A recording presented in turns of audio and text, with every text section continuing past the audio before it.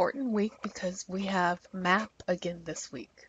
MAP is our monthly academic progress, and that's just to check. It's not a grade like ABC, but it's a progress grade to see if you're moving along in the course at the rate you're supposed to be. So this is week 10, so this is where you should be on your LPC. This is your LPC here. And notice I've got all this in green. That's because if you're anywhere within 2 weeks of where you're supposed to be, you'll get academic meeting. Okay, because we do give you some flexibility in there. So if you're anywhere in this green area, week 8, 9, and 10, then you get academic meeting. If you have been in school since September and you are in this red area, then you're behind the pace where you should be, and that would be academic probation. And then we would have to look at other ways of getting you to get on track in the course, okay? If, however, you're beyond week 10 and you're starting to get into these purple areas, then you're ahead of pace, and that would be academic exceeding. This is where you want to be. You want to be in week 10. You don't have to work to be in these up here. That doesn't mean it's a better grade. It just tells you what your progress is. And what you want to do is you want to get your very best and earn high percentages and understand the material and be in week 10. Okay? All right. Speaking of week 10, this is where you, in this class, actually start the new material for second semester, second year Spanish. So it's a big difference in what you're going to do in Rosetta Stone. Up until now, you've been doing only the core lessons 1, 2, and 3, and 4 in each of them. And then you've been reporting on those and reporting those scores.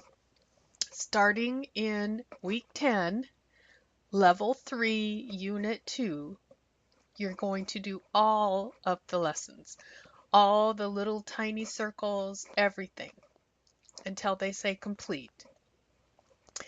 And in this week, week 10, you're going to do lessons 1 and 2.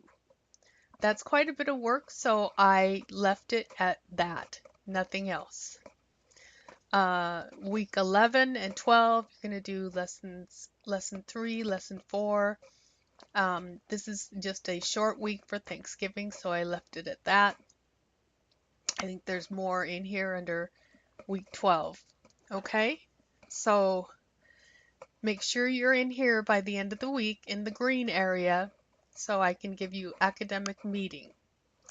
Let's take a minute and look at our lessons here in week 10. Make sure you open up and read what it says about what you need to do in there. So here it tells you that you're done with this Spanish 2.1